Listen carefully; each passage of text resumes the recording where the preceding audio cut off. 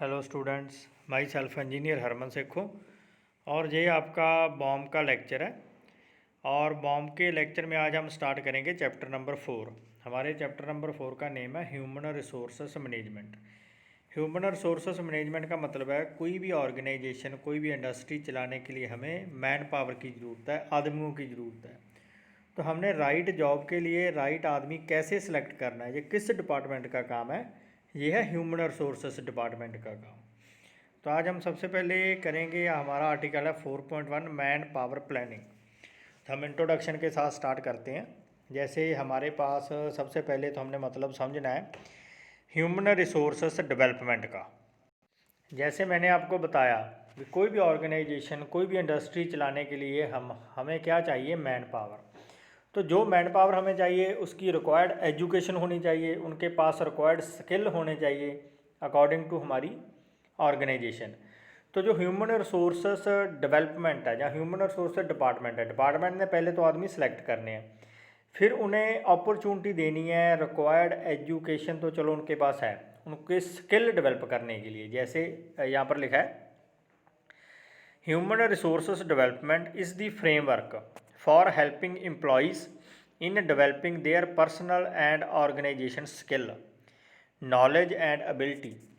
Human resources development का सिर्फ काम ये नहीं है भी उसने जो स्किल डेवलप करने वो नए आदमियों के करने, जो नए हम एम्प्लॉई रखेंगे सिर्फ उनके नहीं, जो हमारे पास पुराने एम्प्लॉई है उनको भी टाइम टू टाइम ट्रेनिंग देनी है, उनके स्किल डेवलप करने, उन्हें नॉलेज देनी है ताकि वो अच्छी एफिशिएंसी के साथ काम कर सकें। Human resources development provide many opportunities to employee like training देना, परफॉर्मेंस एपरसेल्स, उनकी परफॉर्मेंस इंक्रीज़ करना, कैरियर प्लानिंग करने में उनकी मदद करना। जैसे हमने पढ़ा है लास्ट में भी, उनको कोई बोनस दे देना या हायर पोजीशन दे देनी, प्रमोशन कर देनी एम्प्लॉय की, तो वो भी एक अच्छा इफेक्ट डालती है। The focus of all the aspects of human resources development is on developing the most superior workforce so that the organization and individual employee can accomplish their work goal in serve to customers। तो जो human resources का main काम है, ठीक है, उनके skill develop करना, किसके लिए, काम के लिए, ताकि वो अच्छी मेहनत के साथ अपना काम कर सकें। और जो उनका ऑर्गेनाइजेशन का गोल क्या है, अपना एम्प्लॉय से काम निकलवाना, और काम निकलवाने से उनका जो गोल पूरा हो जाएगा।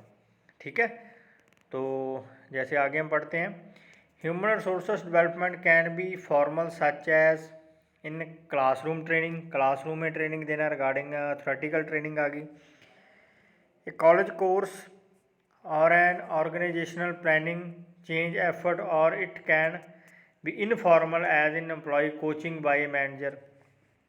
ह्यूमन रिसोर्सेज डेवलपमेंट दो तरह का हो सकता है। एक तो जैसे क्लासरूम में लेक्चर देना, किसी भी नए काम के प्रति, नई मशीन के प्रति उनको थ्योरेटिकल नॉलेज होनी चाहिए। दूसरा प्रैक्टिकल करके दिखाना, वो मैनेजर का काम है। ठीक है, तो एम्प्लॉय के स्किल दोनों में डेवलप होंगे। Healthy organisation believes in HRD। जो भी अच्छी ऑर्गेनाइजेशन है, जैसे मारुति है, होंडा है, टाटा है, उनका जो मेन बिलीव ही ह्यूमन रिसोर्सेज डेवलपमेंट में है। अभी अगर हमारे एम्प्लॉय डेवलप होंगे तो ही वो अच्छे स्किल के साथ अपना काम कर पाएंगे। तो हमारे पास जैसे यहाँ पर वेरियस डेफिनेशंस हैं, जैसे according to M Khan, human resources development is the process of increasing knowledge, capability and positive work attitude of all people working at all level in the business undertaking.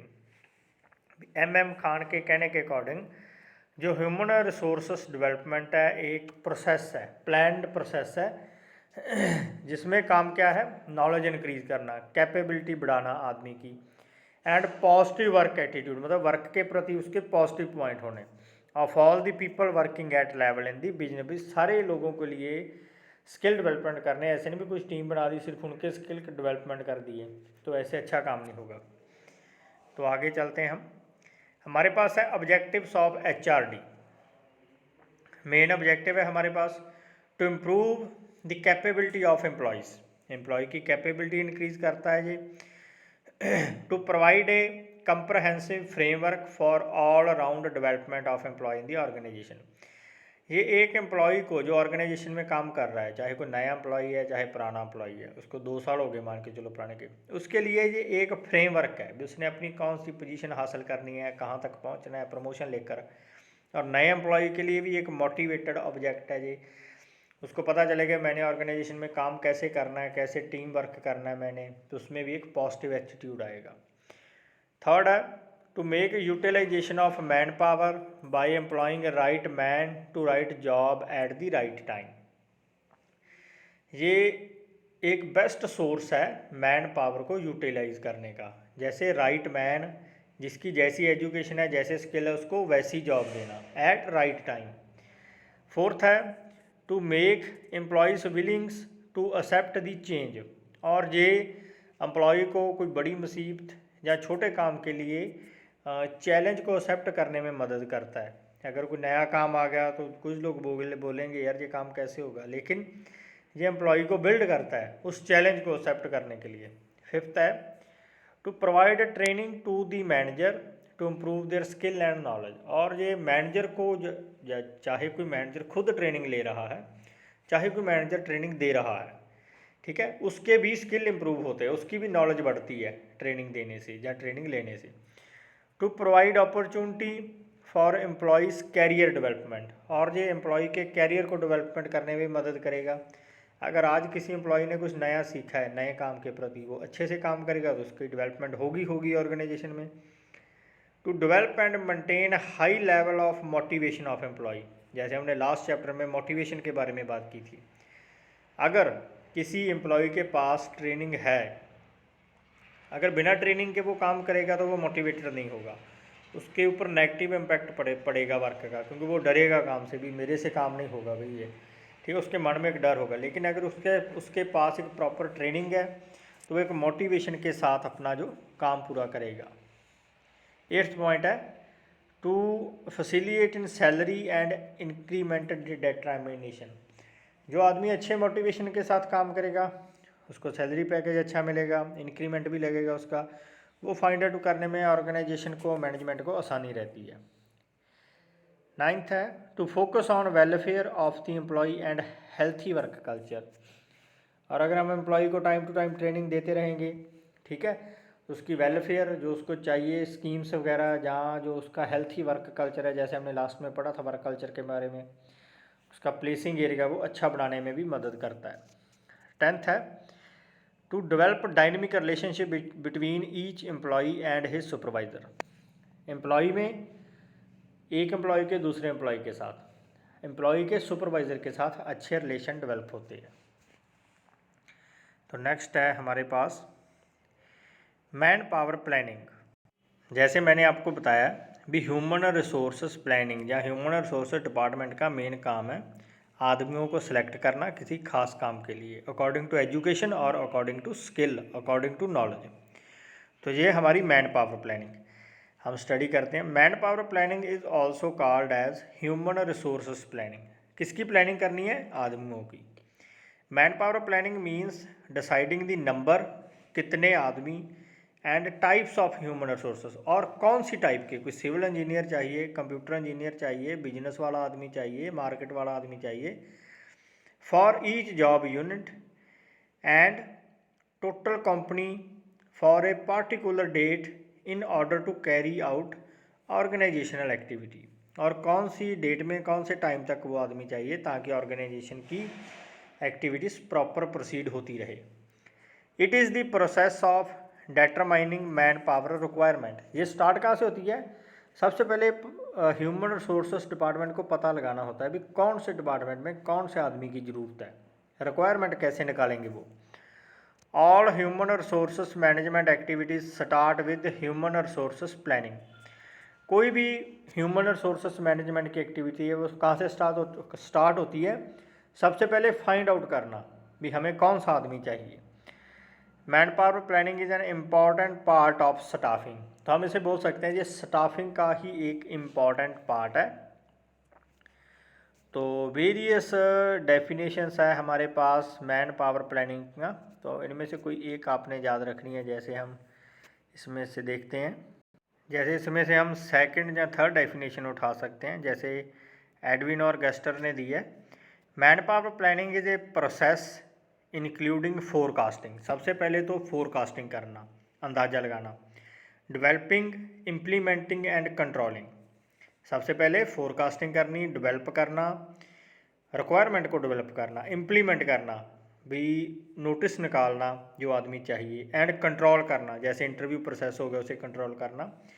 By which A firm ensure that it has a right number of people, जिसमें firm ensure करती है भी हाँ मेरे पास सही आदमी पहुंच गए, जितने आदमी चाहिए थे, 10 चाहिए थे, 5 चाहिए थे, मेरे पास पहुंच गए। And right kind of people, और सही आदमी एट ए राइट प्लेस, और राइट प्लेस पर वो पहुंच गए, जो जिस स्टडी की, जिस स्किल की ज़रूरत थी मुझे, वो आदमी मेरे पास पहुंच गए at right time for thing for which they are economically useful, और उसका इकनॉमिकली पैकेज भी देखना है उनको, जो सैलरी वगैरह देनी है।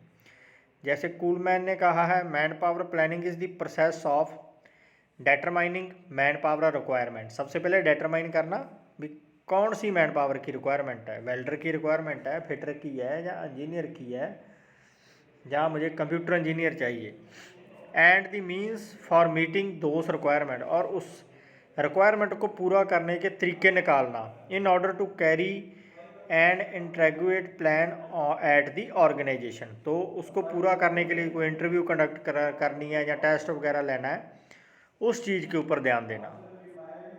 तो नेक्स्ट है हमारे पास need of man power planning. Need of man power planning में हम देखेंगे भी हमें कैसे ज़रूरत पड़ी आदमी की, कैसे रिक्वायरमेंट पड़ी। Man power planning is very necessary in an organization. ये डिपार्टमेंट एक इम्पॉर्टेंट है ऑर्गेनाइजेशन में, ज़रूरी है।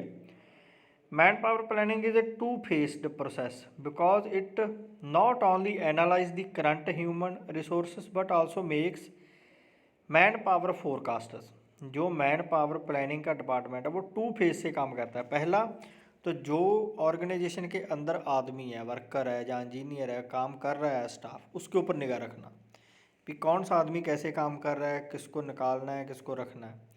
दूसरी बात भी उन्होंने रिसोर्सेज देखने भी मुझे इस स्किल के आदमी कहाँ से मिलेंगे। तो दो फेस है जी इसके। And thereby draw employment programme, तो फिर वो एम्प्लॉयमेंट प्रोग्राम ड्रा करते हैं और लिखते हैं, जैसे इंटरव्यू रखते हैं या कोई टेस्ट वगैरह लेना है। It is necessary because of following reasons. First है shortage of human resources can be identified so that quick action can be taken. First है भी जैसे आजकल क्राइसिस है भी, अच्छे आदमी मिलते नहीं हैं काम के लिए, तो सबसे पहले तो ऑर्गेनाइजेशन ने निगाह रखनी है भी कहाँ पर कौन सी स्टडी का, कौन से स्किल का आदमी बैठा है, मैंने उसके साथ कांटेक्ट बनाना है ताकि क्विक एक्शन लिया जा सके, क्विकली इंटरव्यू वगैरह रखी जा सके। सेकंड है through man power planning over staffing can be avoided. अगर हमारे पास एक प्रॉपर डिपार्टमेंट है तो ओवर स्टाफ को हम अवॉइड कर सकते हैं। जैसे जो अननेसेसरी एम्प्लॉयज़ है, जो काम नहीं करते या जिसकी नहीं ज़रूरत, हम उसको निकाल सकते हैं। It helps to identify the available talent in the organisation. Organisation में जिस टैलेंट की ज़रूरत है उसे हम काम पे रख सकते हैं। It helps in growth and diversification of business. हमारे बिजनेस की ग्रोथ के लिए, डिवर्सिफिकेशन के लिए अच्छा है जी। Through man power planning human resources can be readily available and they can be utilized in best manner. Man power planning के थ्रू हम बेस्ट आदमी बेस्ट जॉब पे लगा सकते हैं, और उसकी जो रिक्वायर्ड पावर है उसको, जैसे उसके स्किल है या उसकी नॉलेज है, उसे हम अपनी ऑर्गेनाइजेशन के लिए यूज़ कर सकते हैं। It helps the organisation to realise the importance of man power management which ultimately helps in stability of concern. अगर हमारे पास प्रॉपर मैन पावर प्लानिंग है ऑर्गेनाइजेशन में तो हम एक स्टेबिलिटी से अपने जो ऑर्गेनाइजेशन को चला सकते हैं। All the requirements and selection programmes are based on man power planning. जो भी हमने प्रोग्राम उलीकना है, चाहे कोई रिक्रूटमेंट का है, चाहे सिलेक्शन प्रोसीजर का है, जैसे हमने टेस्ट लेना है या अपनी इंटरव्यू रखनी है, वो सारा डिपेंड करता है मैन पावर प्लानिंग के। चाहे किसी को कोई हमने प्रमोशन देनी है, वो भी मैन पावर प्लानिंग के ऊपर ही डिपेंड करेगा, क्योंकि उसने ही एनालाइज करना है ऑर्गेनाइजेशन में। तो नेक्स्ट है हमारे पास importance of man power planning. Importance है हमारे पास, इम्पोर्टेंस है फर्स्ट हमारे पास एक to recruit and retain the man power of required quality and quantity. भी सबसे पहले तो हम उसी आदमी को काम पे रखेंगे जिसके पास क्वालिटी है और कितनी क्वांटिटी हमें चाहिए। To foresee the employee turn over and makes the arrangement for minimizing turn over and filling up the consequent vacancies. सबसे पहले तो अगर हमारे पास प्रॉपर मैन पावर प्लानिंग है, हमारे पास प्रॉपर आदमी है, अच्छे स्किल के है, ट्रेनिंग के है, नॉलेज की है, ठीक है, तो हमारी लेबर टर्न ओवर, जहाँ हमारी स्टाफ टर्न ओवर कम हो जाएगी, उसको हम मिनिमाइज़ कर सकते हैं। ऐसा नहीं भी आज आदमी आया 1 महीना लगाया और चला गया, 1 साल लगाया और चला गया, मतलब वो स्टेबल अपने अच्छे मोटिव के साथ काम करेगा, ठीक है। और जो वैकेंसी है, किस वैकेंसी को कब फिल करना है, उसकी हमें जो रिक्वायरमेंट है उसे हम पूरा कर सकते हैं। थर्ड है to meet the need of programmes of expansion diversification. तो हम एक्सपेंशन और डिवर्सिफिकेशन अपनी ऑर्गेनाइजेशन की ग्रोथ का प्रोग्राम आगे लेकर जा सकते हैं। To process the impact of technology on work existing employee and future human resources requirement. तो हम क्या कर सकते हैं, जो आदमी काम पे है उसको नई टेक्नोलॉजी के साथ मीट करवा सकते हैं, और जो पुराने आदमी हैं उसको नई टेक्नोलॉजी के साथ मीट करवा सकते हैं, उनको रिक्वायर्ड ट्रेनिंग दे के हम अपना, ऐसा भी कोई भी सिस्टम है वो फ्लेक्सिबल है। आज जनता की मार्केट की रिक्वायरमेंट अलग है, कल को अलग होगी, तो टेक्नोलॉजी के साथ चेंज होना पड़ेगा। इसीलिए हम अगर टाइम टू टाइम ट्रेनिंग देते रहते हैं अपने एम्प्लॉयज़ को, तो उसके प्रॉब्लम के साथ हम फेस कर सकते हैं। फिफ्थ है हमारे पास to ensure optimum utilization of available man power. और जो अवेलेबल मैन पावर है हमारे पास उसका प्रॉपर यूज़ कर सकते हैं हम। To estimate the cost of human resources, कितनी मैन पावर है, कितना ह्यूमन रिसोर्सेज, उसकी टोटल कॉस्ट क्या है, उसकी सैलरी पैकेज वगैरह क्या है, उससे हमें अंदाजा आ सकता है। To improve the standard skill knowledge ability discipline etcetera. हम अपने एम्प्लॉयज़ का स्किल नॉलेज स्टैंडर्ड और डिसिप्लिन इंक्रीज़ कर सकते हैं, बढ़ा सकते हैं। To assess the shortage of man power and take measure accordingly. हम शॉर्टेज ऑफ मैन पावर को भी एलिमिनेट कर सकते हैं। नेक्स्ट है to minimise the imbalance caused due to non availability of human resources of the right kind, right number in right time and right place. तो हम minimise कर सकते हैं इम्बैलेंस को, जैसे कंप्यूटर इंजीनियर, मैकेनिकल, सिविल, जो भी हमें चाहिए उसको हम बैलेंस लेकर चल सकते हैं। उनकी नॉन अवेलेबिलिटी को कम कर सकते हैं, कहीं से भी आदमी को ले आ सकते हैं, क्योंकि हमारे डिपार्टमेंट की नॉलेज में रहेगा ये बात कि कौन सा आदमी कहाँ पर बैठा है, कितनी सैलरी देकर उसे उठाना है, जो भी है। नेक्स्ट है to maintain congenial industrial relation by maintaining optimum level and structure of human resources.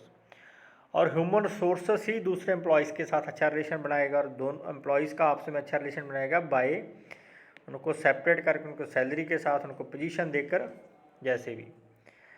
तो नेक्स्ट है हमारे पास steps in man power planning. सबसे फर्स्ट है हमारे पास analysis the current man power inventory. सबसे पहले मैन पावर प्लानिंग जब करनी है उसने करंट देखना है कि करंट हमारे पास कितने आदमी हैं, कौन सी एजुकेशन के है, कौन से स्किल के है, और कौन सा तजर्बा है उनके पास, ता ही हम नए की प्लानिंग करेंगे। अगर हमारे पास पहले ही प्रॉपर है तो हमें नए की क्या ज़रूरत है। जैसे it is the first step in man power planning before a manager make forecast of future man power the current man power status has to be analysed. Current status देखेगा पहले वो। For this he consider the following things, उसने कौन कौन सी चीज़ों को मद्देनज़र रखना है। फर्स्ट है टाइप ऑफ ऑर्गेनाइजेशन, हमारी ऑर्गेनाइजेशन किस टाइप की है और किस टाइप के आदमी है हमारे पास। नंबर ऑफ डिपार्टमेंट्स, कितने डिपार्टमेंट है हमारे पास। Number of employ in this department, तो हर एक डिपार्टमेंट में कितने एम्प्लॉय है हमारे पास। Once these factors are registered by a manager he goes for further forecasting. तो फिर आगे वो अंदाज़ा लगा सकता है, फोरकास्टिंग कर सकता है भी हमें कौन से नए आदमी चाहिए या पुराने में से ही हमने देखना है। तो सेकंड है हमारे पास making future man power forecast. पहले तो हमने एनालाइज कर लिया, फिर हमने नई लिस्ट तैयार करनी। It is the second important step of man power planning. Once the factor affecting the future man power forecast are known planning can be done, और उसी के बिहाफ पर हम आगे की प्लानिंग लेकर चलेंगे for the future man power requirement in several work unit. अलग अलग डिपार्टमेंट में पहले हमने देख लिया कितने आदमी हैं, कौन से स्किल के हैं, कौन सी एजुकेशन के हैं, फिर उसी को बेस मानकर हम आगे चलेंगे। To forecast the future man power consider the following things. Report of expert survey, हम सबसे पहले अपनी इंडस्ट्री के जो एक्सपर्ट हैं उनकी रिपोर्ट देखेंगे, भाई हमारे पास कितने आदमी हैं, कितने स्किल हैं उनके पास, क्या मार्केट में कोई नया आदमी बैठा है उसी काम के लिए। Nature of workload in departments, और हम अलग अलग डिपार्टमेंट का वर्कलोड देखेंगे। पार्ट एक्सपीरियंस, उसका एक्सपीरियंस देखेंगे। बजट देखेंगे अपनी इंडस्ट्री का। तो थर्ड है डेवलपिंग एम्प्लॉयमेंट प्रोग्राम, फिर उसके बाद हमने अपना प्रोग्राम जो लिखा है, कितने आदमी चाहिए, उसकी इंटरव्यू लेनी है या कोई टेस्ट वगैरह लेना है, उसको रखेंगे। It is the final step of man power planning once the current inventory is compared with the future forecast, then employment programme can be framed and developed accordingly, और फिर जैसे हम चलेंगे तो हमारा जो प्रोग्राम बन जाएगा, which will include recruitment, selection procedure and placement plans. जो भी हमने देखना, चाहे इंटरव्यू लेनी है, चाहे हमें टेस्ट रखना है, उसके बिहाफ पे हम अपने नए आदमी रख लेंगे। तो ये आपका लेक्चर कंप्लीट हो गया। Thanks to all of you. Thank you.